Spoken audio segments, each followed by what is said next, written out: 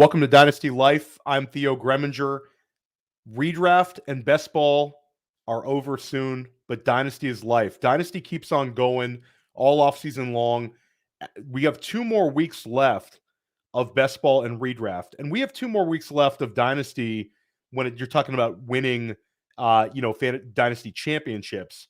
But then when redraft and best ball go away, we really start to ramp up what we're doing. And I'm so excited today to be joined by a friend of mine in Memphis Young. And Memphis is a co-host of one of my favorite Dynasty podcasts, the Dynasty War Zone. I've had a chance to podcast with Memphis many times over the years. Jerry and Memphis have been doing the Dynasty War Zone for years, just crushing it. And it's really great to have you on now. How are you doing today, Memphis? I am great. Thank you for having me. Yeah, this is one I was raised with manners. As for those of you that listen to my show, you may be surprised by that, but I was raised with manners. And you don't invite yourself places. But when you hosted this show, I was like, "Hey, dude, I happen to be off this week, and if you need any help, with a guest," and you were like, "Yeah, I'd love to do it." This is a show I've been looking forward to because A, I love podcasting with you, and B, Dynasty season, the good stuff's getting ready to happen. Like, don't get me wrong, this week, next week, you're going to do good. You're going to win some championships. You're going to put some money in your pocket. That's what we're supposed to be doing.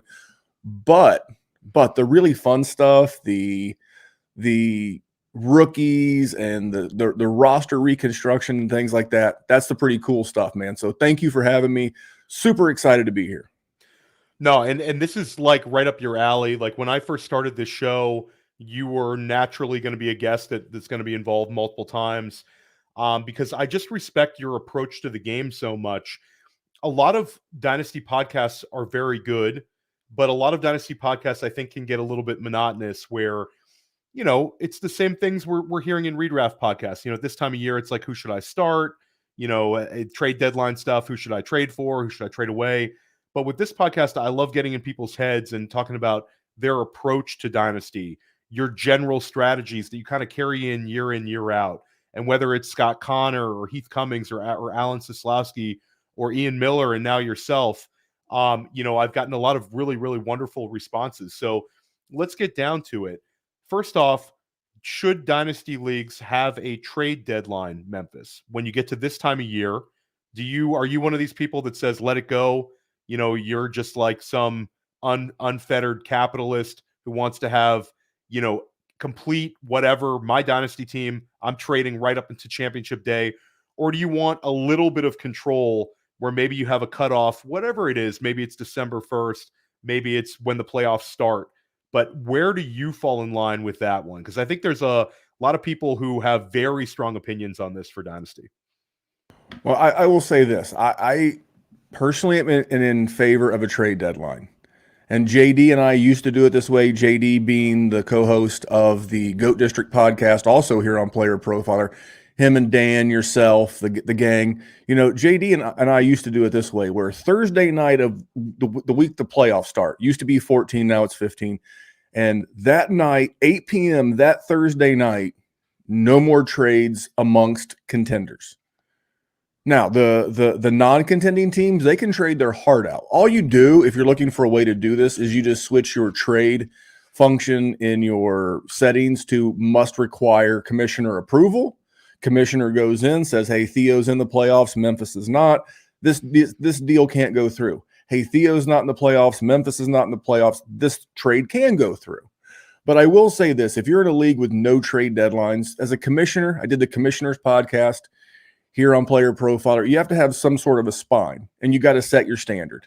If you're a no trade commissioner, that's totally cool. Then you have to have the courage to make sure you're collecting any dues for any first traded.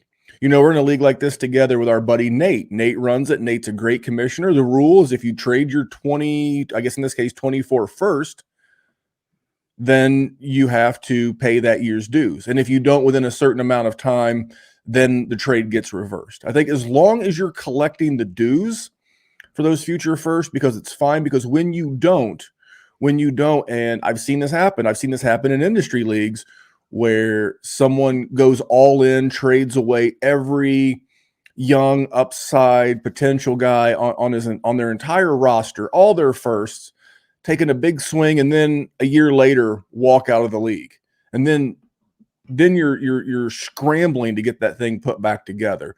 So as long as you're collecting the money, I'm okay with it. But if you don't have a trade deadline and you're not getting the money, I don't think you're protecting your league. And am I fair with that? You're very nuanced. You're very nuanced, very detail oriented in that, and that was very well thought out. I think that's fine. I think like the teams that are not, playing for in the Final Four this week, if they want to go about and change their roster, I think that keeps like the spirit of Dynasty. I actually kind of like that one a lot. That's a good one, and I think that's a must. If you're trading future first, you have to pay your entry fee for the following season. FFPC does this as well, where they make you pay half the entry fee. That way, if you leave, if I have to find a manager to take over as like an orphan team, they're not having to pay the full bill when they're not like, getting a full roster and a full set of picks. So just a general philosophy question for you. This is something where, we've seen a real enthusiasm over the years for dynasty startups where you see people trying to trade for future firsts. And I think that the dynasty marketplace has correctly improved this, where you have even managers who are not, experienced dynasty managers.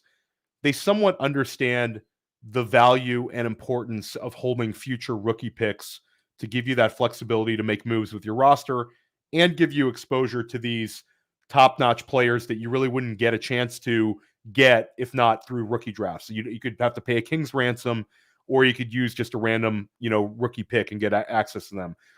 Do you think that you get to a point, Memphis, where people have started to overvalue the picks a little bit, where there's chances to push the chips in and maybe they miss their opportunity for actual titles by holding these future assets? Or do you think that it's still the correct way? I want to go about doing this.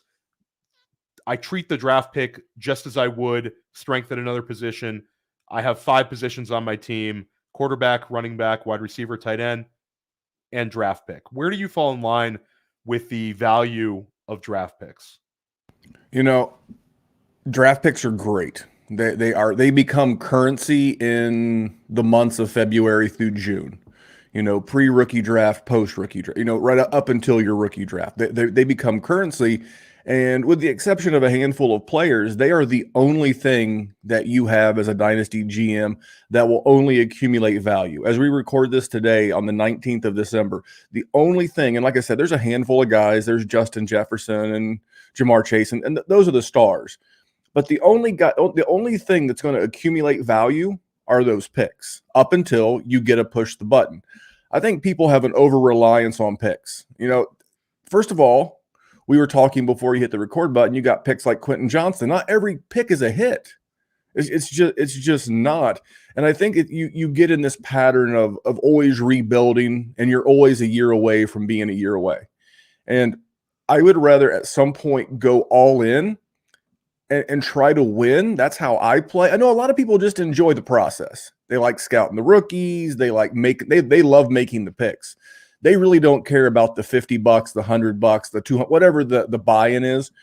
Because in this day and age, let's be honest, $50 will not get you and your wife a decent dinner anywhere.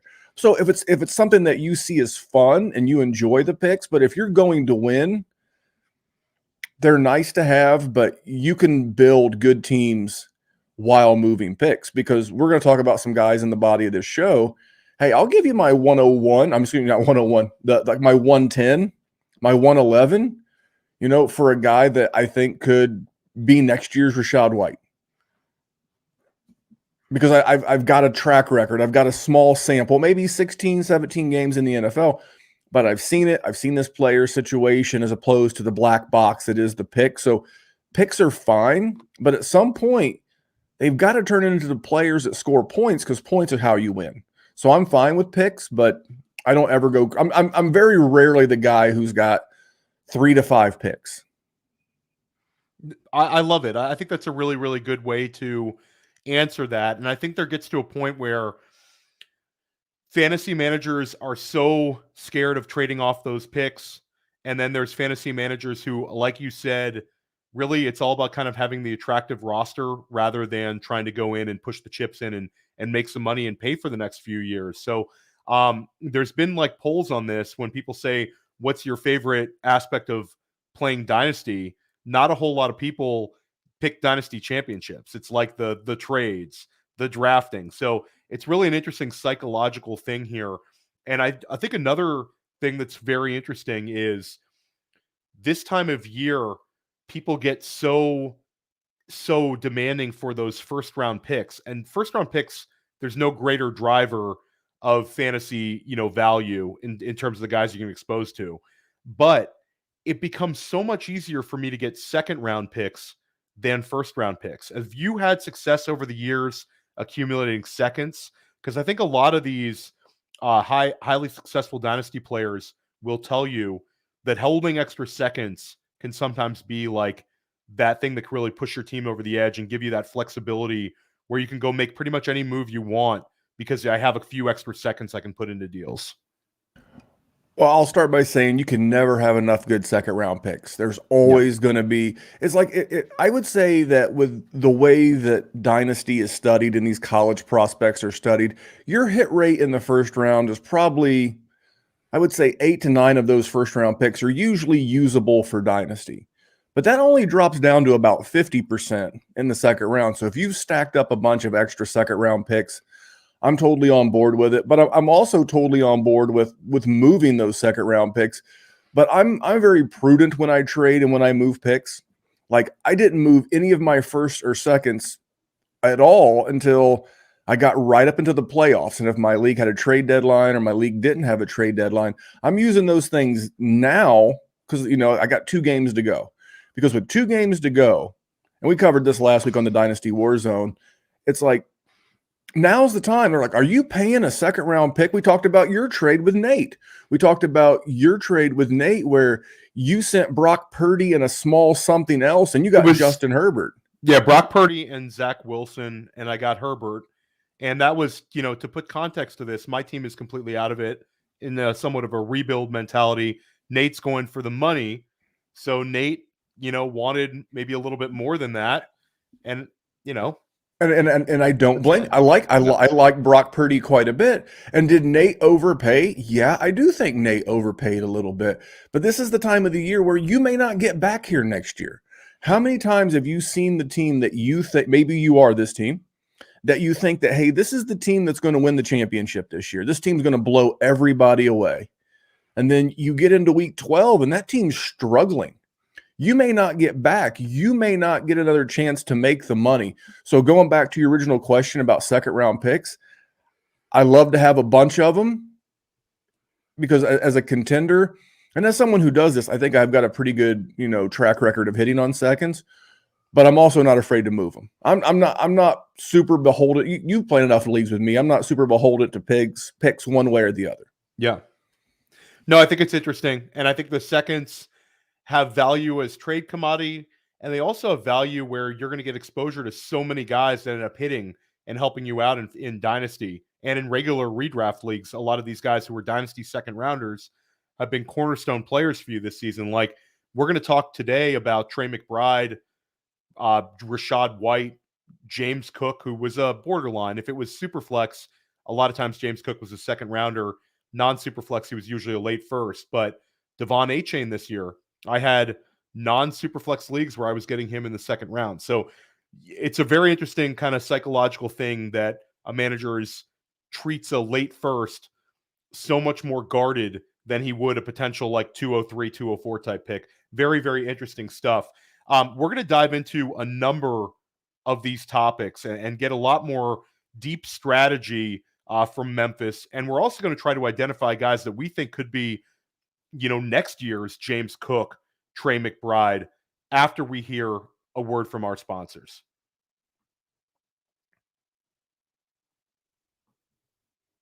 Hey, so many ask me, what's wrong with sportsbooks? Why so many of them fail? The answer is simple. They don't innovate. They're just casino sportsbooks on a phone. That's all they've been. There are a few that are doing a good job. We partner with them. Most of them, not so much. until Bet Openly came along. Bet Openly said, hey, we're going to innovate. We're going to do something groundbreaking. We're going to have peer-to-peer betting in all states, and you pay 1%. When you win, you pay just 1% on your winnings. You heard that right. It's 1%. With code Underworld, you qualify for just that 1% transaction fee on Bet Openly. It gives you ultimate flexibility to set your own lines and browse lines that others have set. Think about it. That's what betting should be, and now that is the reality. BetOpenly.com. The code is Underworld. Check it out.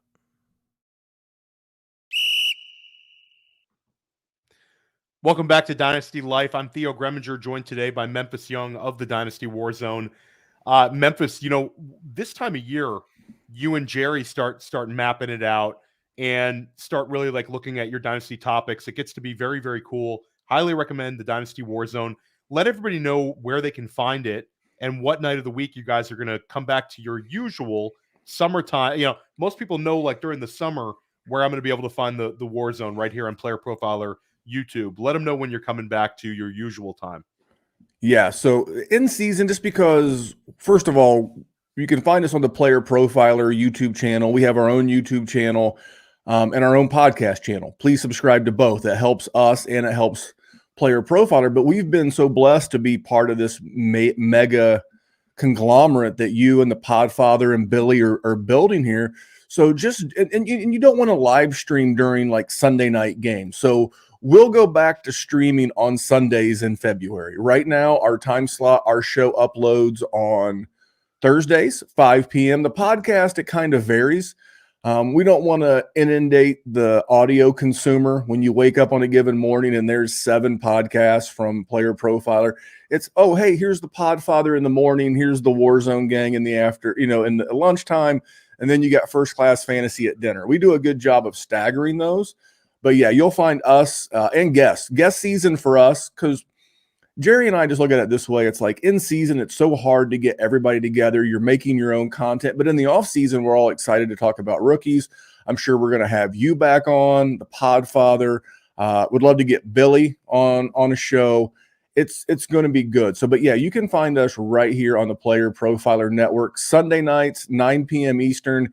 And that'll be starting around the playoffs. We have talked about trying to go live and maybe doing a watch along with the audience live on Player Profiler. So you're watching the podcast on like maybe your phone, interacting with myself, Jerry, our producer, Kevin, and we're all watching the game and reacting to the game in live time. We're going to do some fun stuff, but yeah, just check us out here on Player Profiler and we'll keep you entertained. For sure. Highly recommend the Dynasty Warzone. I've been listening to Dynasty Warzone for a long time. I've gone on the Dynasty Warzone. Jerry sometimes avoids me, and it's sometimes me and Memphis only. But shout out to Jerry. I hope you're having a really, really nice holiday season. Take a quick trade question from the chat. Big Country. I don't know if he's naming it after Bryant Reeves of Oklahoma State and the Memphis Grizzlies, but he likes Big Country. Big Country says Superflex League, best ball. So it's best ball dynasty strategy. Should he trade Mike Evans for Christian Kirk? He's out of the playoffs. And I'm going to say on this one, I'm going to go with the older Mike Evans, because for me, Mike Evans is a top 10 wide receiver this year with huge spike weeks. And Memphis, this is not a free agency show, but Mike Evans might land perfectly this offseason. He's either going to get paid by Tampa and have a connection again with Baker Mayfield, or Mike Evans is going to sign with the Kansas City Chiefs, the Buffalo Bills, some contender that he wants to chase a Super Bowl ring with and maybe be in an even better offense next year. So I'm going with the higher ceiling old guy. Which way are you going? Well, fun thing for you. Mike Evans has been in the league 9 years. He's not even quite 30 yet. Maybe he's 30, not quite 31. He is he was very young for his class. So he's probably got 2 good years of high caliber NFL football left in him. And to your point, if he winds up on a contender, it's going to go up. And I'm actually been very impressed with the way he and Baker have worked together. I think he probably comes back given his relationship to the Tampa area. But yeah, no offense to Christian Kirk. Mike Evans still has winning weeks in him. And I know Kirk can, but I don't trust him. So you're just basically doing a solid to whoever this league mate is. It's close enough that it's fair. I would want like a second, speaking of seconds, I would want like a second round pick on the Christian Kirk side. Yeah, and it's interesting you bring up the Mike Evans. I think that, this is a kind of an off-topic discussion, but the age apex is getting like blown out of the water in many situations. And I don't think, like this past offseason, you had Stephon Diggs, Tyreek Hill, Devontae Adams, Cooper Kupp still maintaining their dynasty value. But Memphis, we saw Keenan Allen so cheap. We saw Mike Evans for free. These guys, people think they're going to drop off a cliff, and really they become extreme values. Are you seeing that more and more? Yeah, this is the thing that's going to fool you is if you're contending or going into your contending window in 24, these are the guys to buy. If you go to the top 12 wide receivers in PPR right now, you're going to see a lot of 28, 29, 30, 31-year-olds. You're seeing Tyreek Hill blowing the world away. Keenan Allen's the wide receiver 3. DJ Moore's 27. We just mentioned Mike Evans. Debo's 27. It's not dominated by the, now there is a sprinkling of CeeDee Lamb and Jamar Chase. There's always going to be room for those guys. But remember that when we're chasing rookie wide receivers not named Marvin Harrison Jr. because he'll be an outlier to a degree. But yeah, these are the guys who, and we actually had this conversation, is they'll be worth half of what they are now. So whatever. Oh, Devontae Adams is another guy having a good season. It's like whatever they're worth now that we're in the fantasy playoffs, they'll be worth half as much. It's like theoretically you could probably get a first for like a Cooper Kupp, especially from a contender going all in. You're going to be lucky to get a second for Cooper Kupp here in about a month and a half because people are like, he's a 31-year-old wide receiver. I love those guys. No, don't go overboard. It's like anything in life. Moderation is the key. But, find the wide receiver in that 29 to 31-year-old range that you really think is going to have a good 24. And those are the kind of guys that you add. So, yeah, the age apex is not what it was. Yeah, it's definitely an interesting topic for the offseason because next year you're going to have in redraft Christian McCaffrey and Tyreek Hill as your top 2 picks in redraft. Yet there's a kind of a disconnect with some fantasy managers wanting to stay as far away from them as possible in dynasty startups. So this is definitely a topic for the offseason. I want to take one more quick question from this chat from Emiliano. Says, do I start Stafford or Love? And you have the Rams hosting the Saints this week, and you have the Packers going and playing at the Carolina Panthers. Both quarterbacks have been producing. He also has Tommy DeVito. We're going to rule out DeVito. So it's Stafford or Love here. Which way are you going with this one, Memphis?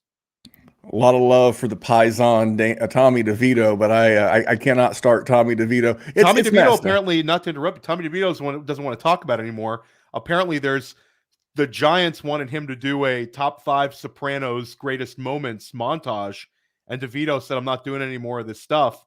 But Good for him. Then he got paid $20K though to show up at a restaurant this weekend. So all these people are like, show up at like an Italian restaurant, get 20K, but you don't want to talk. So it's a little bit like off the thing, but I think good for him is right. DeVito's playing well enough that it's the whole thing with trying to stick with like the whole shtick. Like, we get it. You're Italian. You're Italian. You're from Northern Jersey. Like that's cool, but that's not like, what you're all about. So respect to Tommy DeVito for not doing that. Love Tommy DeVito. The answer to this one is very simple. It's Matt Stafford at home against New Orleans. Nothing against Jordan Love, but I don't want to say Carolina's defense is good, but they've been scrappy, especially at home. And that's where this game is. This game's in Carolina. The weather on the East Coast has been wild the last couple of weeks. It is December after all. I'm going to take the Thursday night game, Stafford and the boys in the Dome. No Marshawn Lattimore to impact my boy Cooper Kupp. I'm going to roll with Stafford. That offense has looked great. We're going to talk about one of the catalysts to that offense here in a little bit with Kyren Williams. But, yeah, it's easy for me at Stafford.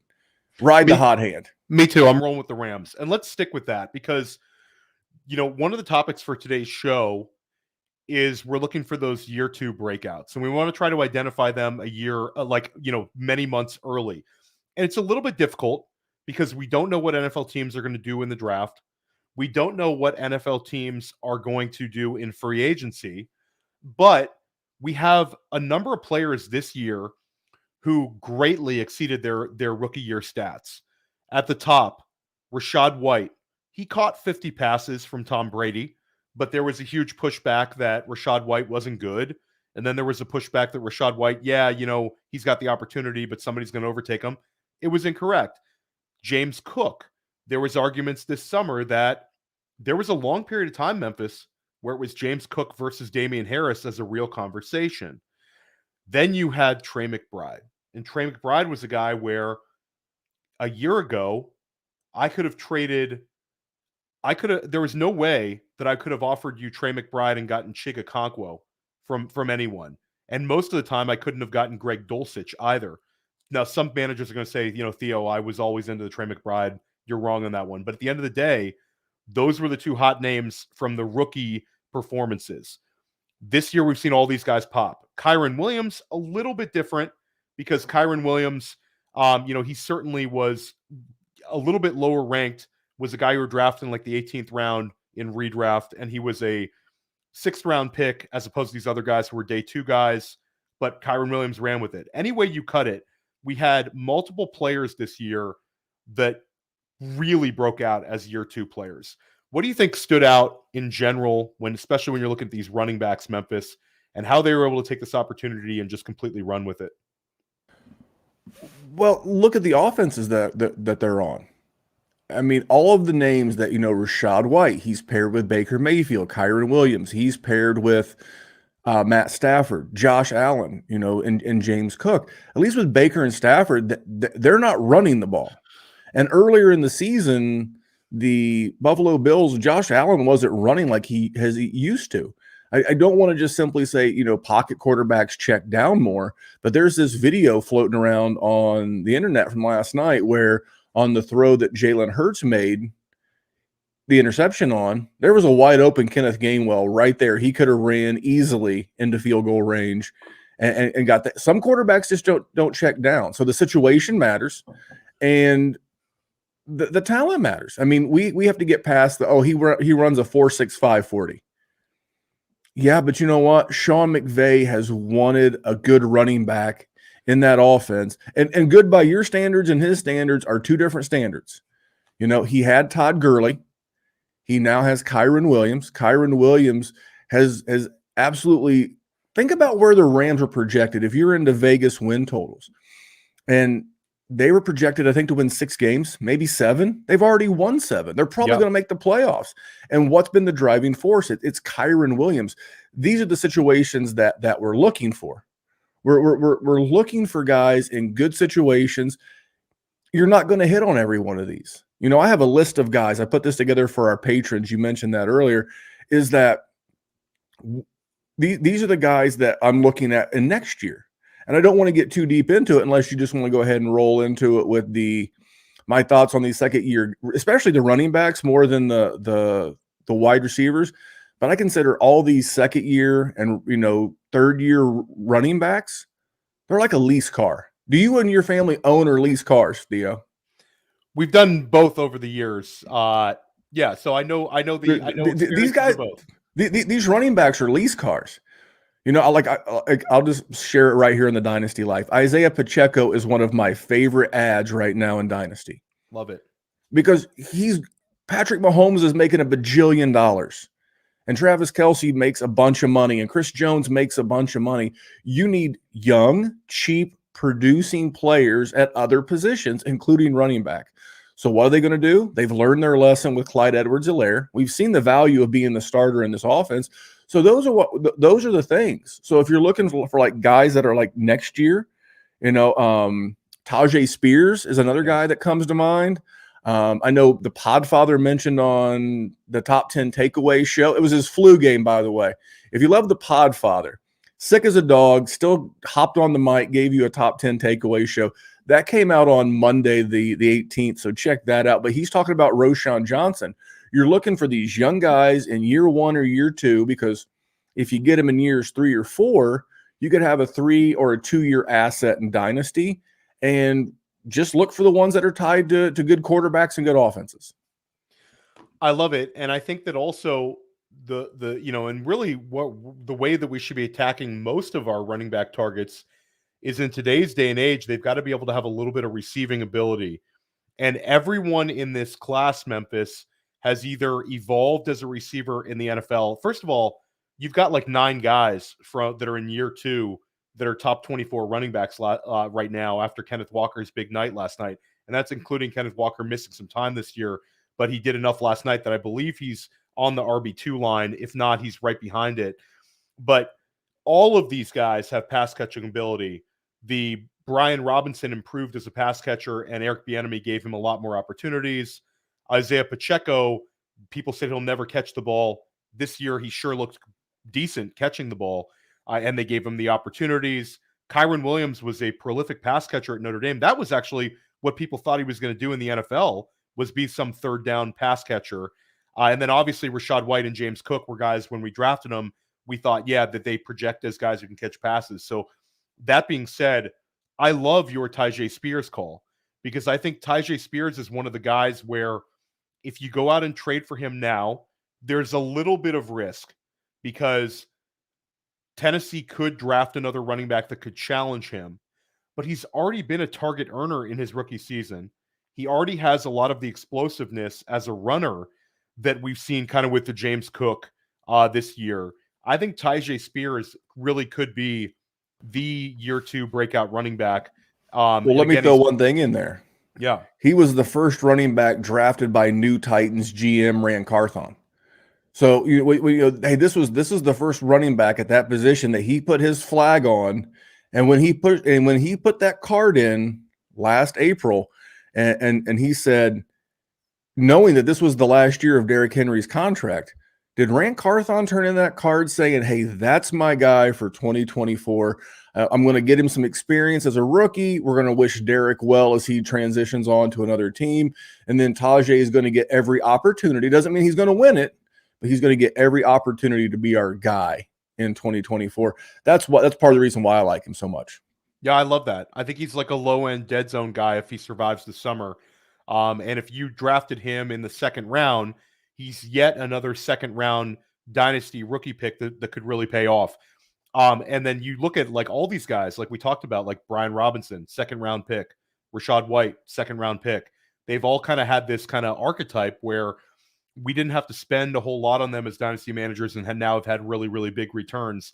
Jalen Warren was a guy we were grabbing off the dynasty waiver wires, and he's returned value. So really looking at these pass catching backs. Roschon Johnson, interesting one, Memphis, because I think maybe there was a little too much expectations for him this year. It's turned into kind of an ugly committee. He's had a couple of flashes, but nothing consistent. I think that's one where I'm not so sure, because I think that they don't love him there. Maybe expand upon your thoughts of Roschon and what you see this year. Well, I like Roschon for the same reason that I like Kyren Williams. Super talented guy coming in. Unlike Kyren, he was a little bit more celebrated. I know a lot of dynasty people across the industry were super high on Roschon, and rightfully so. But I still believe that Ryan Poles will be the GM. I think he'll get a new head coach, and I think he's getting a new quarterback. I know nobody wants to hear that, but I think the Bears' offense is going to be really good in 2024. They've got 2 first-round picks, obviously the 101. You can come to the Dynasty War Zone if you want to hear the Justin Fields takes. I'll save the Dynasty Life audience some of that. But it's just looking into what they're going to be able to do.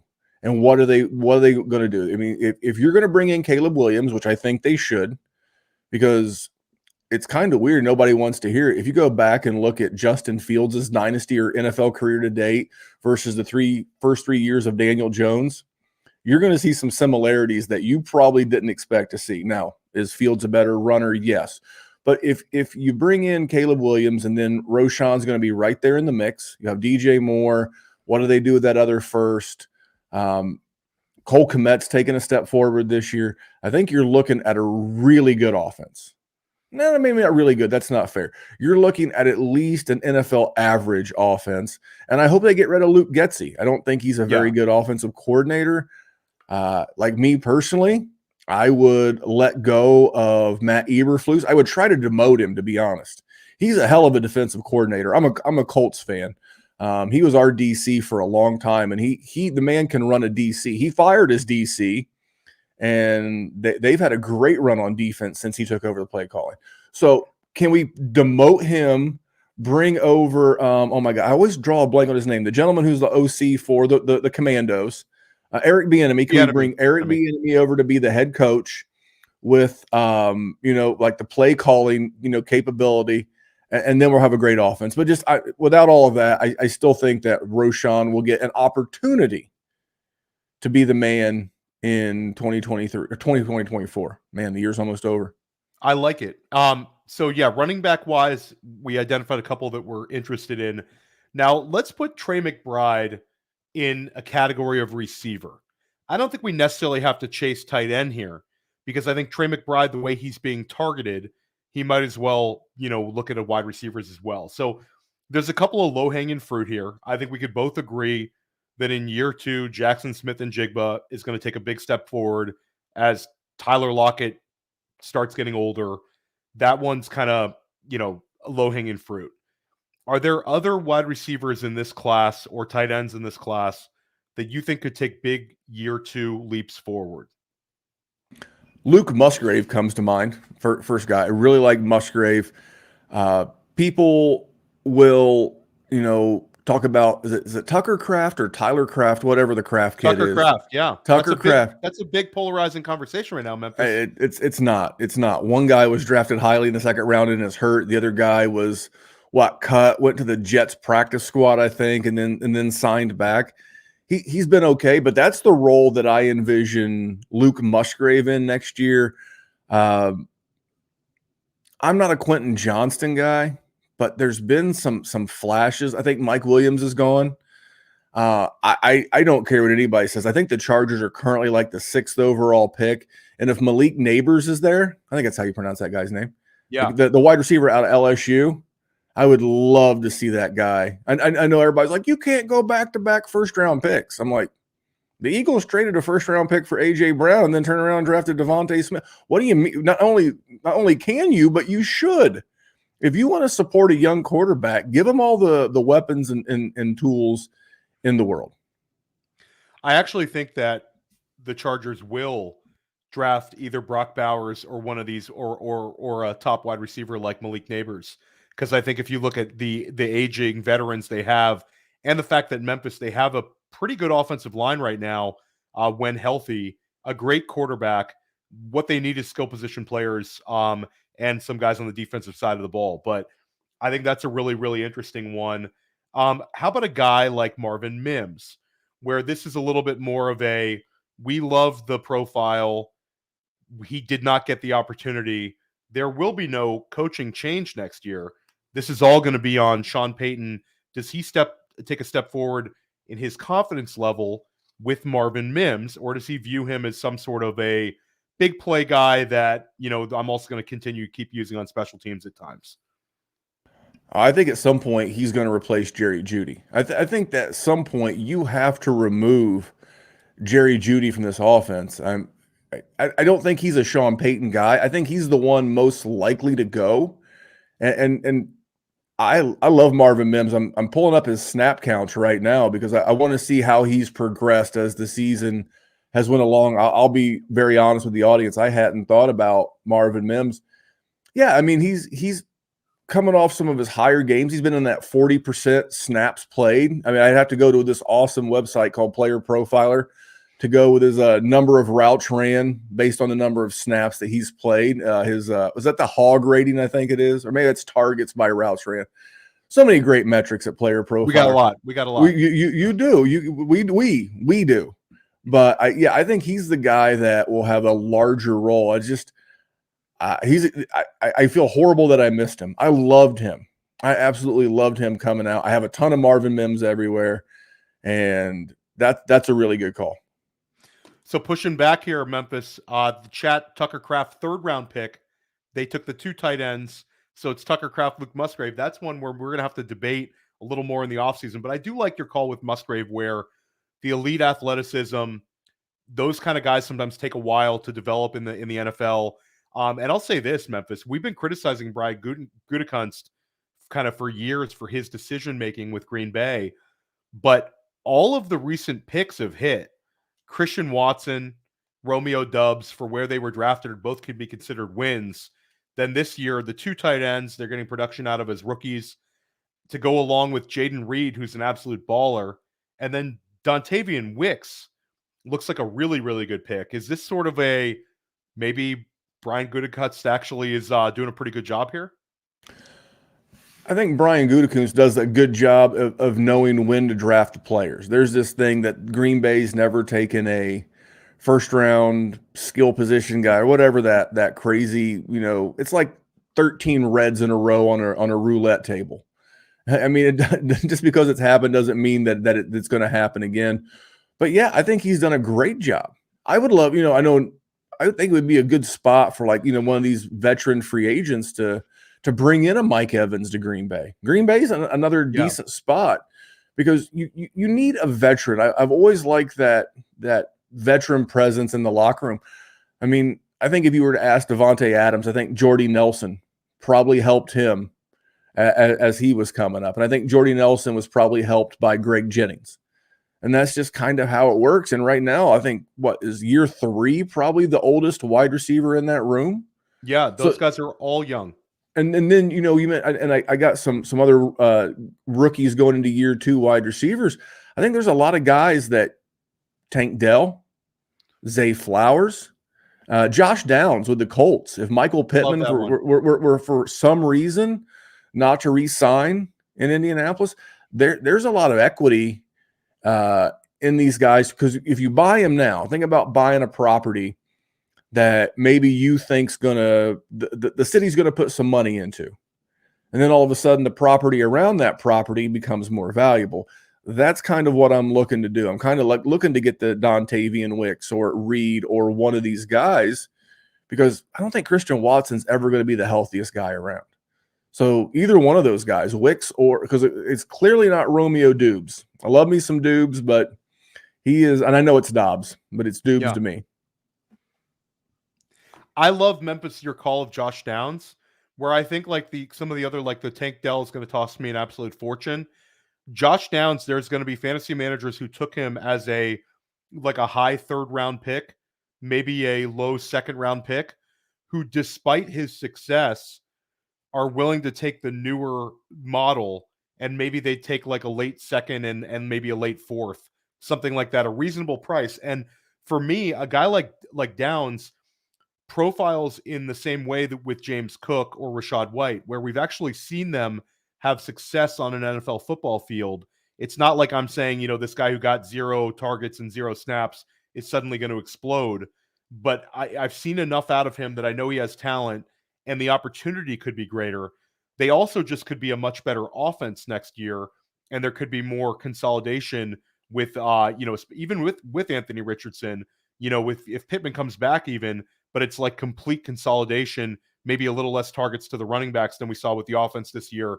I think Downs could be a really, really good one to get. I love that call. Can I give you a stat that'll blow you away? I love stats that blow me away. If I had told you coming into the season that Josh Downs was going to have a 100-target season, would you believed it? Because that's his pace right now. Currently, he's got 84 targets. He's on pace for exactly 100 targets.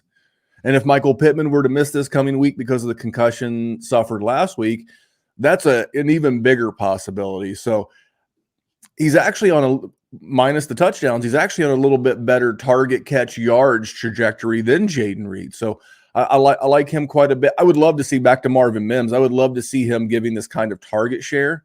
Yeah. I just don't think Sean Payton trusts Russ to throw the ball like that. And I would not be, even though it's going to cost him a boatload of money, I would not be surprised if Russ was not the quarterback in Denver next year. That's an interesting one for the offseason as well. It's crazy, Memphis, because we had a number of seasons where the NFL 3rd round was like a wasteland for wide receiver. you had the Deontay Johnson, Terry McLaurin 2019 class. And then after that, it was like nobody hitting. The only guy who hit was like Josh Palmer. And that was not one that we're like getting super excited about. But this year with Tank Dell, absolute smash. Puka Incredible success. Nacua. We didn't mention Puka. Oh yeah, We didn't. We're going to talk about Jordan Addison. I'm sure to a larger degree. There's a lot of guys. It's like and I would have to count the number of wide receivers. Jackson Smith and Jigba is like of his class is like the rookie wide receiver 6, because Addison. We didn't mention Rashee Rice, Jaden Reed, Tank Dell, Zay Flowers, Josh Downs. All these guys have more fantasy points right now than Jackson Smith and Jigba. This class was very good for restocking that wide receiver 3 with upside category that we so desperately need. Because so many times you wind up with a wide receiver on your team, and no offense, because he had a good runner, like an Adam Thielen or like a DJ Chark in a deeper league, and you're like a Zay Jones. You're just kind of hoping those crusty veterans hit. Why not take a young upside guy at the wide receiver 3 position and get one of these guys? I love it. And I'll say, like, when you're starting to look at trade targets or guys you could draft in dynasty startups, like Puka, Rice, Flowers, Addison, JSN, they're all going to get pushed up. But I love targeting these guys that, you know, have this upside to do better in year 2, where I don't have to pay as much. But I think certainly the guys that you mentioned are all going to be big time picks. The one guy I'll say here, Memphis, that I think there might be a disconnect with his price in dynasty and redraft is Jaden Reed. So Puka had the elite production. Rashee Rice had the great production of late. Zay Flowers, we've seen enough that he's there. JSN so insulated. Jordan Addison had the 2 touchdown catches this past week, 9 on the year. Ridiculously good season from him. But then you get to Jaden Reed. And Jaden Reed, I love. I've had him as a guy on a lot of my dynasty teams, and I had him as a guy I recommended every week in the waiver wire, and now he's finally hitting big time. But for some people, they don't necessarily love it. He was a little bit older coming in. He gets these manufactured touches where he gets the low ADOT looks, and then he's had some success as a, you know, manufactured running plays. I personally think when I look at him, it's a guy who they're trying to get the ball in his hands. But some other people will take a look at a Jaden Reed guy and say, this is a guy maybe I should cash out. Where are you at on a Jaden Reed and his trajectory as a pro? Bullish heading into next year? Or is this a guy where you kind of agree this has been a perfect storm of opportunity? I like Jaden Reed quite a bit. Fun fact, my co-host on the Dynasty Warzone, Jerry Sinclair, he graduated from Michigan State University with Jaden Reed, of all people. So that's a little cool thing. I like Jaden Reed a bunch. I think, what was he, a second round pick? Second round pick, yep. Second round. How many of the actual NFL wide receivers that really, really do big things are second round picks? It feels like a ton. It feels like a ton of, you know, Michael Pittman, Devontae Adams, T. Higgins, and you know, just those kind of guys. I would love for every rookie wide receiver to have OBJ's rookie season. It would be great. It would be great, but it's not going to happen. It's like Zay Flowers. He's had his moments. But back to Jaden Reed, I'm going to be watching very intently what Green Bay does in free agency in the draft, because I know our boy Alan Seslowski from, you know, Roster Watch and RotoWire and the Sonic Truth. He was a big Christian Watson guy. Talent's there. I don't know that he ever puts it together. You ever seen like a faulty wire that when it's hitting, like maybe it's a radio or like a speaker or whatever, and when it's like the wires are touching correctly, it works great, but more often than not, it skips and misses out. That's kind of how I feel about Christian Watson. And if Jaden Reed could end up being, I don't have a great comp for him, but like, I don't want to stay Stephon Diggs. That's not fair to him, but I see someone with that kind of ceiling. Yeah, I agree with you. I think for me, that's a guy that I'm going to be targeting this offseason. I think he'll be there'll be a disconnect between his redraft price and some of the other players that we've talked about in this class. Like, I think at the end of the day, when you start seeing these early redraft rankings, and I'm going to drop one myself, guys like Puka are going to push up. Rashee Rice is going to be like a 3rd round redraft pick next year. but Jaden Reed will be a guy that people have difficulty pricing. And Memphis, I really want to stick with these wide receivers, but we got to get over to the running back position, because if we had talked 6 weeks ago, this might have been a different conversation. But you have Bijan Robinson, who was everyone's Dynasty RB1 in a lot of our startup drafts that we saw this past offseason. Bijan, without playing an NFL down, was going in the top 3 picks, like right behind Jamar Chase and Justin Jefferson. Bijan was going at the 1-2 turn in redraft. And we got Arthur Smith. We've had, and there's a little bit of like big time reaction because of the nature of the poor performance and the lack of volume. It happened in the fantasy playoffs, but the 3 games beforehand, Bijan smashed, had a really nice run. But at the end of the day, Memphis, our guy Jahmyr Gibbs has been absolutely sensational. He leads the NFL in runs over 20 yards.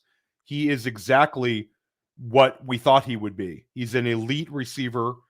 He is an elite explosive runner who can do it on lower volume, carries. And he's had multiple top 5 RB finishes as a rookie. Then you have Christian McCaffrey, who is setting the world on fire and will be 28 years old heading into next season. But if you had to bet on a player to average 30 points per game next year in the NFL, probably Christian McCaffrey. What way should Dynasty managers be ranking the position right now? Let's start out with your personal running back rankings. Well, my personal running back rating, I have Gibbs the 101 overall. And if you want to know more about why I love Gibbs, I'm happy to share. And it's nothing against CMC. But if you take McCaffrey, you are saying in February, Valentine's Day, the NFL season will be over. We just can't wait to do that newest Dynasty startup. I have the sickness too. It's fine. But if you hit the draft player button on Christian McCaffrey and let's say March 1st, then the rest of that build has to be a win now build. You have to make decisions around that roster that are going to ensure that you have the best opportunity to win in 2024. Because Christian McCaffrey, I love the guy, but we seem to forget, because he's had a good couple of years in a row, that he does have an injury history. It's like right now, I heard it was an X or maybe on a podcast that, he has a little patellar, stiffness or, inflammation right now, whatever it is, and they give him a heavy dosage. So he's 28. So if you want to take McCaffrey at the 101, go for it. Just know that or if you acquire him, you have to be honest. And I'm saving this for my big close at the end of the show, so stick around. But you have to make that declaration. Whereas Gibbs is just going to be the man. And this is nothing against Bijan, because Dan Campbell mentored his coaching early in his coaching career with Sean Payton. In 2017, he saw a rookie running back named Alvin Kamara be implemented beautifully next to a veteran running back named Mark Ingram. And they both finished as top 8 running backs that season. This is what he's been looking for. I'm sorry for DeAndre Swift fans that it wasn't DeAndre Swift, but this is what Dan Campbell was looking for. And I don't think Dan Campbell's going anywhere.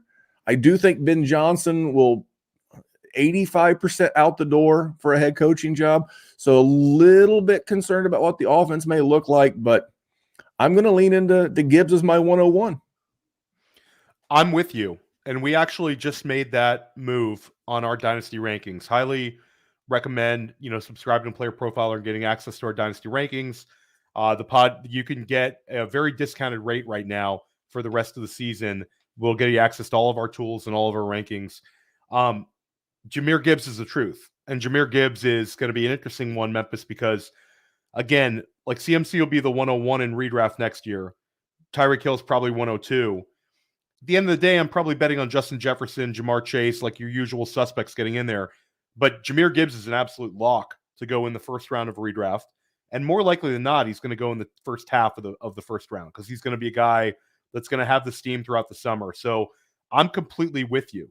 Now, who is your running back 2 in Dynasty? So I'll say Gibbs and we're in lockstep. I've made the move. It's Gibbs. I'm going to say Bijan, but only because he doesn't have the ACL that Breece Hall does. I am not letting this bad season in Atlanta sway me from Bijan. But just remember, we throw the term, not me, but like those assholes. We throw around the term generational way too often. It's like, well, generational means once in a generation. He's in the same generation as Saquon Barkley and Jonathan Taylor. He's been fine, but I saw his college team. They're playing in the national championship tournament without him. Atlanta seems to be happy to not use him. It's not that he's not really, really, really good. It's just that I don't know what the hell they're going to do with him. So he's got 3. He's played every game. He's got 3 games of 20 points or more. It's not what I signed up for. It's not what you signed up for. Got six games of 17.5 or more, though, Memphis. So that's fair. I just said 20 because 20 is like that week winning score. This like that's a number, and then you look at their average. He's averaging 13.58 PPR points a game.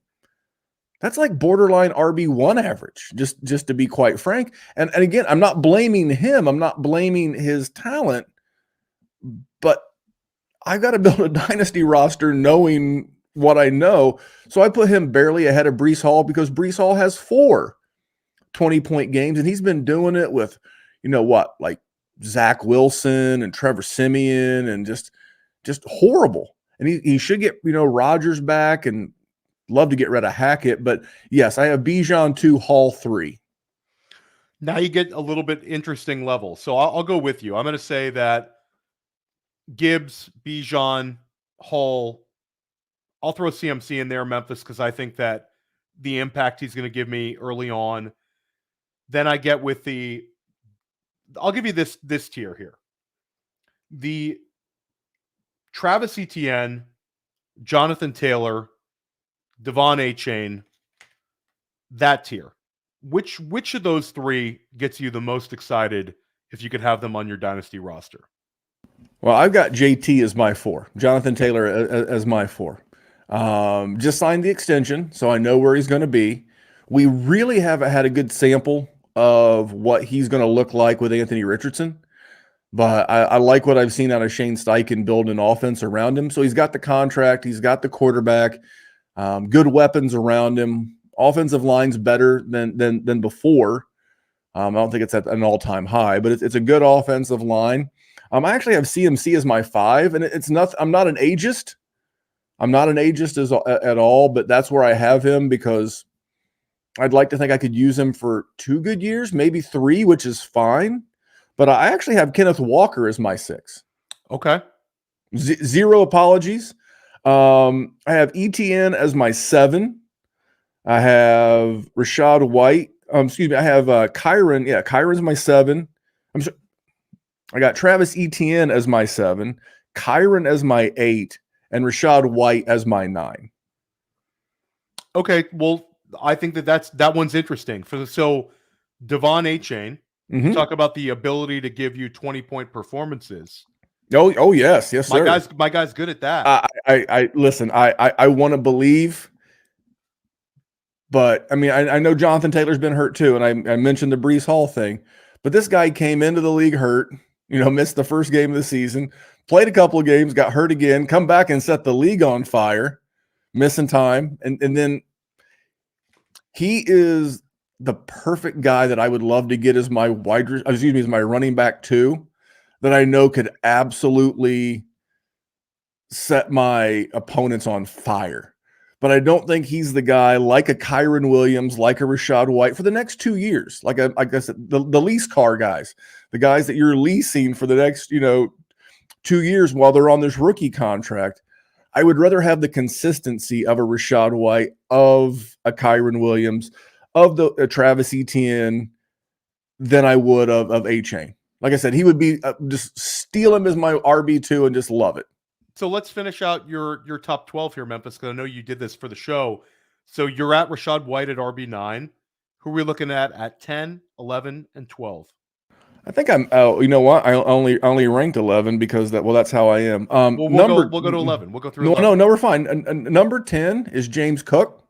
Love it. And this is not as much an overreaction to this past weekend as it's been like he's in year 2. He's in year 3. Again, Josh Allen makes $1 bajillion a year. I have A-Chain as my 11, and then I'm going to pick a 12th right here on the air, excuse me. Part of me wants to say DeAndre Swift, really, really, really bad. But I'm going to go Pacheco, and I know no one's going to like it. He makes me nervous because he runs like he's fighting the air, like he's literally having a fist fight with the air. But that's okay. Runs like the Incredible Hulk. You know, I don't want to just say, oh, well, he's attached to Patrick Mahomes, but that's a really good offense. And they're needing a weapon. I mean, they're needing someone that they can rely on. Could they dabble in the free agent market or draft someone? Sure. Then you start getting into some of those veterans and like Barkley, Swift, Pollard. I will say this. If for some reason DeAndre Swift does not re-sign in Philadelphia because he's tired of losing every 1-yard run to the brotherly shove, and he winds up in a place like the Chargers to replace Austin Eckler, who's a free agent, if he winds up in Cincinnati to replace Joe Mixon, if he winds up in one of these really good spots, I'll have to reevaluate DeAndre Swift. But yeah, I would rather have, in Dynasty, I'd rather have some of these younger guys that, you know, are in that year 1, year 2 than maybe some of the older guys. Because if I'm going to go an old guy, I'll be honest with you, where you have to draft a lot of these guys, if Alvin Kamara stays in New Orleans, I'll just take Alvin Kamara. That's scoring right. 20 points a game. Alvin Kamara was going to be the one that I was going to throw out to you because he's kind of like Christian McCaffrey light, where you're going to be able to, like in Dynasty startups, McCaffrey's going to sneak his way into the first round, whereas Alvin Kamara, people are going to let drop to you. Who knows? At the end of the day, it's going to be kind of like league dependent, where there's going to be somebody who views Kamara as this elite, get me to a championship year 1 type value, and others are going to say, I don't even want to touch him. And he's older than McCaffrey. So at the end of the day, Kamara will be 29 to start next season. And I know this is all at the margins. People are going to say 28 and 29. It's the same thing, Theo. It's not, though. Dynasty managers are very cognizant of these ages and age apexes. So love talking about these running backs. Memphis, you know, I try to keep the show at an hour because I'm trying to keep it tight, but we're going to go a little bit longer just because I want to ask you, we have to talk about Najee Harris and the whole phenomenon of, do we have to? This is not a pick on Najee thing, but this is oftentimes dynasty managers have this psychological feeling where they can't let go of guys who are very productive as year 1 assets. And a lot of times guys have their greatest dynasty value after their first year and they never sort of return it. I think that's Najee is just a great example of, he gives us this top 6 running back performance as a rookie. The following year, he goes way, way up in dynasty startups. He was drafted fairly highly in dynasty startups after being drafted in the first round as a running back, but he improved in dynasty startups heading into year 2. Then you saw a crater.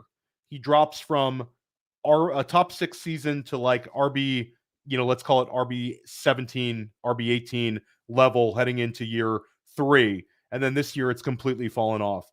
But I think this is not to find the next Najee Harris, but this is are there certain players where you're going to go out and shop them when they reach this pinnacle of the market? Because I think there's certain managers that won't ever want to trade these young assets when oftentimes you can get these incredible returns by moving these guys. Who would be a guy that's an incredibly productive younger player that you would consider trading right now that you think the market really hasn't moved on?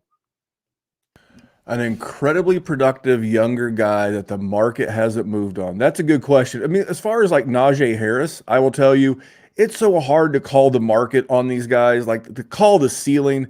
Hey, this is going to be the absolute highest this guy's ever going to be, and now's the time to cash out. It's harder with Najee Harris, and Najee Harris is a bit of an anomaly because he was the guy, right? He had the college pedigree, right? He had the college pedigree of, I came out of Alabama. I got drafted in the first round by a blue blood NFL franchise, the Pittsburgh Steelers. I come out and have the RB4 overall season as a rookie. Who wouldn't be thrilled by that? Who wouldn't be super excited to say, hey, I've got that guy on my dynasty roster? And then all of a sudden he becomes, well, what we've seen today. As far as like the next guy that could be that guy, man, I'm looking over some. He's not really a rookie. I'll be honest. I have concerns about like Tony Pollard, and I don't think Bijan's in that category. But I'm nervous, man. Let me ask you this. Let me buy myself a minute of time. If Arthur Smith comes back next year, where are you at on Bijan? I don't even want to talk about it. That would make me so sick. And I know I'm not supposed to, criticize, the coach fallacy, guys are guys, but at the end of the day, I would be very upset about it. I would look at appropriate pivots, but I wouldn't want to move off of Bijan. I think that's a fair one. Let me ask you, I'll throw a guy out to you right now, because we're going to also talk about your Dynasty tight end rankings. Trey McBride. Trey McBride, no player has gained. We talked about him this year. I mean, we talked about earlier in the show.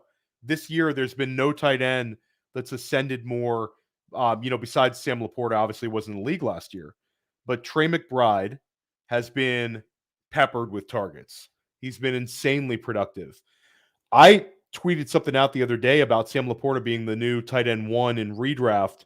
And, he's been the tight end 1 in Dynasty now for a couple months, taking over for Travis Kelce next year in redraft. And there were people pushing back on me like, why is Trey McBride not the tight end 1 in redraft? And I'm taking a step back and I'm like, I like Trey McBride. But if this market is where it's at on Trey McBride, I think I'm going to potentially see what I can get for him, because I view him as a top-notch prospect. Like anybody who listens to Goat District or listen to me on Player Profiler Podcast knows that I drafted a ton of Trey McBride in rookie drafts. But at the end of the day, I don't see him anywhere near a Sam Laporta in terms of like raw talent. So if I'm going to get a Godfather offer, despite this insane production, maybe I'm running the risk of trading the next like long-time top 5 tight end and a set it and forget it Dynasty asset. But I think I might get paid more than I should when it comes to a guy like Trey McBride. Would this be a guy that you would consider kicking the tires on and seeing what you could get and selling high, or would you be scared to death on this one? First thing, I don't want to say I told you so, but if you go back to my maiden voyage on a podcast, maybe you've heard of it, it's called The Mind of Mansion. The podcast is this real young up-and-comer named Matt Kelly. He goes by the Podfather. I had the good fortune of being on that show this summer, and I said, Trey McBride is a guy that I'm on this year. Now, it didn't happen as soon as I thought it was going to be fair, because of the Zach Ertz injury. This is Kyler Murray. If you go back and look at Kyler Murray since he's been in the league, it's the same thing you're seeing right now with Joe Flacco. He hyper targets the tight end. So this was, and then you go to Player Profiler and you look at Trey McBride's college dominator rating. If I remember correctly, it was the 99th percentile. This guy was a stud. So wait a minute, you mean I've got a stud tight end with a quarterback who hyper targets the tight end, and now we're all like just shocked that it's good? It comes as no surprise. The only way that I'm personally moving Trey McBride is if I drafted Sam Laporta, just because I like Sam Laporta, or somehow I acquired him in a trade in the offseason or before he got hot, or maybe I've got a Hawkinson. I just did this in one of our patron leagues. I had Laporta, I had Ferguson, I had McBride, and I had one other young up-and-coming tight end, and I moved Laporta for a haul. I mean, a haul, because it was to Jerry, my co-host, who's a Lions fan from Michigan, but a haul to help me win that matchup that particular week. But back to McBride. That's the only way I'm moving him, is because I know Murray got paid. I know McBride's in year 2 of a rookie deal. He's not going anywhere for a while. So I would have to have an equal number of potential points already on my roster to make that move. But yes, if I do, I'm taking the Godfather offer. Yeah, that's my whole thing is you bring up TJ Hawkinson. I think that there's certain dynasty managers. This is the way the tight end position is right now. I think that if you polled league mates, there's not a consensus. I think that Sam Laporta, most people have come around on that he's tight end 1 overall. But then I think there's a lot of variance when you have like tight ends 2 through 7 ranked. And then you also have a number of guys in that like tight end 8 through 13, 14 range, where a lot of times that's the range we're looking to kind of avoid. And now there's a lot of pretty attractive guys in that range. The guys like the David Njoku's, the Evan Engrams, who are productive now, and I can see it, they're going to be in that range for me. So I do think that there's pivots to be made. And I think that if somebody's going to pay me Hawkinson plus for Trey McBride, I'm making that move, Memphis. You should. TJ Hawkinson's still my tight end too. Okay, so let's break this down. Let's sure. back it up. So we're Sam both Laporta on Laporta is one. Laporta's, and I'm fine with that. My concern with Laporta is if for some reason he loses Ben Johnson in the offseason. He still has Jared Goff. Quarterback should be stable, but he's my one. TJ Hawkinson is my two. Mark Andrews didn't die. He hurt his leg. He's still my tight end three. And this next one right here is probably going to blow people. Not to interrupt you there, Memphis, but that's a trade I can make. I can trade you, and there's a lot of fantasy managers who will take I'm not just talking about right now. I'm talking about in a month, where if I'm holding Trey McBride and I offer him out to the Mark Andrews manager who's coming off of an injury and sees the age difference and the experience difference, they're going to make that move with me. So I agree with you. I would take the Mark Andrews pivot next year. Especially considering I could get something on top, most likely because of the enthusiasm for McBride. But you're not to interrupt you. You're at Andrews at 3. Let's go back and go for it. This next one's going to blow people away, and that's fine. I'm totally fine with that because I've got almost a 2 full year sample of it. And my 4 is Evan Engram. And I know people don't want to hear it. He is signed in Jacksonville through 2028. And there is no real way out of that contract. I mean, there's always a way. You're willing to spend the money. I mean, they're going to get out of Russell Wilson's contract. I'd like to think they could get away from Evan Engram. There seems to be a real relationship between Engram and Trevor Lawrence. I could just see his beautiful hair, and I was lost in his beautiful hair. He's only 28. 29. I mean, he's got 3 or 4 good peak years left in him in an offense that features the tight end. I know that one might be a bit of a stretch. I have McBride at 5 and Kittle at 6. Okay. You good with those so far? I like those ones. I would say the pushback people might have is, the Evan Engram one's going to be a little high for some. Nice. Kittle one's interesting, Randy, because you push Kittle at 6, which getting a little older. And also the target competition with Brandon Ayuk and Deebo Samuel. But if you're going to take a tight end where you're taking these tight ends, give me the one that's going to win you a week. That's fair. Just give me the one who's capable of going, 5 for 103 touchdowns. Because if I'm going to risk it, but I was pulling up some stats. So this year, currently on the season, Evan Engram is your tight end 4. Last year on the season, he was your tight end 4. If I can get the tight end, the cool thing is, just because I value him there doesn't mean that the rest of the industry does. So for me, I think he's super cheap. I do like Kittle a little bit more. Like he's like 29, I think. So he's still got plenty of good years left. And then I have Kelsey. Still have some respect for Kelsey. I think you're going to get another solid year or two. But has anyone fallen further from the tight end? And Travis Kelce's been so good for so long, but it happens to everybody, man. It happened to Gronk. And Gronk and Kelce are the same age. Gronk's retired twice. Yeah. So I don't know how many more good years Kelce has left. He's my 7. Here's one that's going to surprise some people, but he's only in year 2 and he's playing like this, is Jake Turd Ferguson. I love Jake Ferguson because they're going to have to pay Dak again. And when you're, again, same common theme, when you've got to pay your quarterback $1 bajillion, you got to save money where you can't. Oh, you're going to pay CeeDee Lamb another $1 bajillion. So why not keep a young guy like Jake Ferguson around? He's highly involved in the offense. I love him at 8. Dallas Goedert at 9. Goddard's another one of those guys, if he could just stay healthy for a whole season and put together that legit season, like he broke an arm. I think he's broken 2 arms. He always has like this pocket of games where he misses 3 or 4 games with a something, and then he comes back. But he's really good. The one that I moved up recently, because I did this for the show, was Kyle Pitts. I didn't have Kyle Pitts this high. I have him at 10. Randy, you haven't said my guy Dalton Kincaid yet. Oh my God, I missed him. Yeah. So okay. Look, give me. I'm going to slot him in between Kelsey and Fergie. Okay. All right, I'm going to put him at 7. I was starting to get. I missed him, man. I missed him. I missed him. No, that's totally my bad. I would have him at 7. I'm gonna put a little note right here. My bad there. And then Pitts, and then I guess Njoku. Njoku. I love the Njoku closing. He's only 28 years old. I know, it's nuts. It seems like he's 34, but he's been around forever, and now he's starting to just crush it. And you got to ask yourself that, is this a byproduct of Joe Flacco being the quarterback? Because Joe Flacco has made many a tight end relevant in his time in Baltimore. So that's part of it being him. But you have to love the athletic specimen, because David Njoku, to a degree, was Kyle Pitts before Kyle Pitts.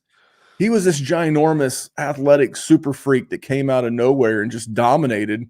And it's taken him a while. But this is why you don't give up on Kyle Pitts. I love it. I actually really like your ranking. There's a couple guys I would have disagreed with. I love your enthusiasm for Evan Engram.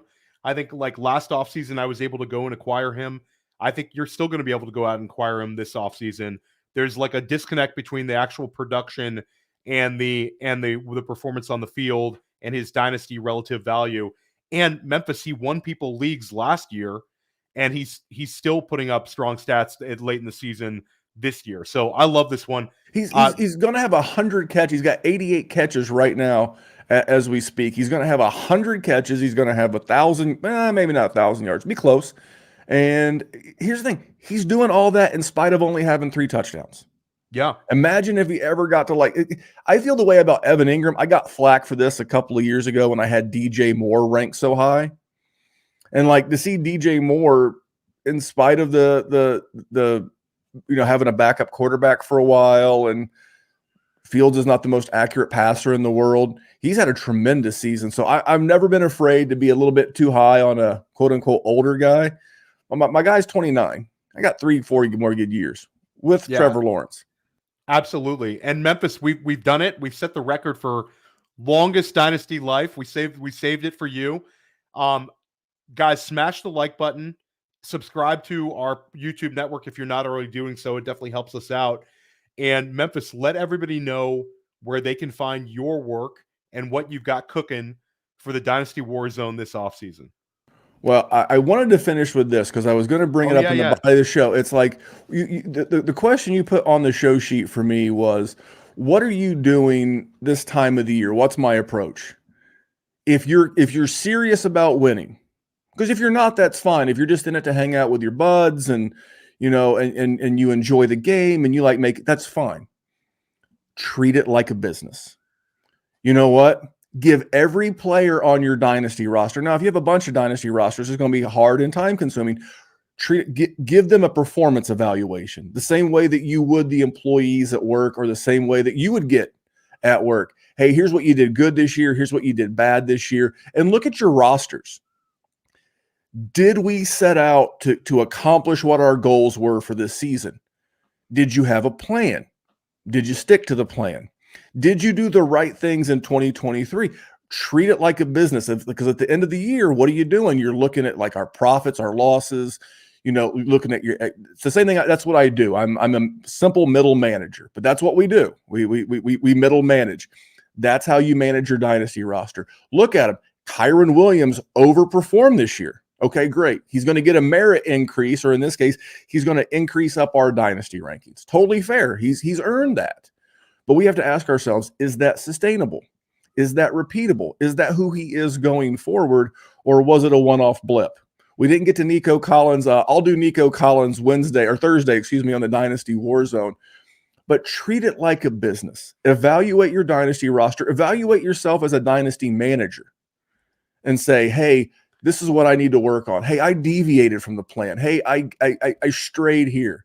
Here's the move that I should have made. And don't beat yourself up for it. I was taught in business, it's very much like this. And this, you can use this in any aspect of life. What'd you do right? What'd you do wrong? And what are you going to do differently next time? It's that simple. If you can answer those 3 questions about your day, about time with your family, your dynasty roster, it's always going to serve you well. You can find me on the Player Profiler YouTube channel. Thursdays currently 5 p.m. and podcast on Thursday. If you just subscribe everywhere, guys, and you turn the little notification gimmick on, you're never going to miss a show. I do that. And I've said to myself, this network has a lot of shows. I'm like, yes, they do. But you know what? Your free download of a show on Apple or Spotify, that helps us. We're not asking you for anything. We have great sponsors like Bet Openly, but that's totally free. And then when I go through the channels and I listen to the podcast that I like. So if you subscribe, you leave a notification, or turn notifications on, you leave a comment, you leave a review.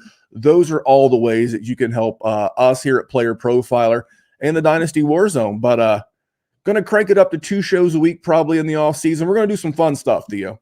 Yeah, no, highly recommend the Warzone. And yeah, like Memphis said, make sure you're subscribing to the Player Profiler, a podcast set, and you'll end up getting the Dynasty Warzone, the Sonic Truth Dynasty podcast, Dynasty Life, the Goat Undrafted District with Jax Falcone. Yeah, Goat District, Futurecast. Like, we got you covered. The Dynasty Roundtable's doing great stuff on Wednesday nights. So make sure you're sticking with us. If you're a Dynasty manager, there's no better place to be than right here at Player Profiler. I hope everyone has a wonderful holiday. Probably not doing a Dynasty Life until after the first of the year, but it's been a really good run. Make sure you go and check out some of our previous episodes. If you enjoyed today with Memphis, you really will enjoy last week with Alan Soslowski. Everybody have a wonderful rest of your day. Like Memphis said, take some extra time with your Dynasty rosters. Take some extra time with all of your fantasy teams, because the season's going to be over in 2 weeks, and then we're in full-on Dynasty mode. Have a great rest of your day, everybody. Hey, I want to take a moment to thank you for tuning in. It's important to me that all of our media be free. This is only possible because of you allowing a true independent sports media enterprise to thrive unlike any other in the business. So please subscribe to the All In Package to continue to make all of this possible, to ensure that all of our stats, information, data, content is available to you, especially you, the people that get the site and get the show.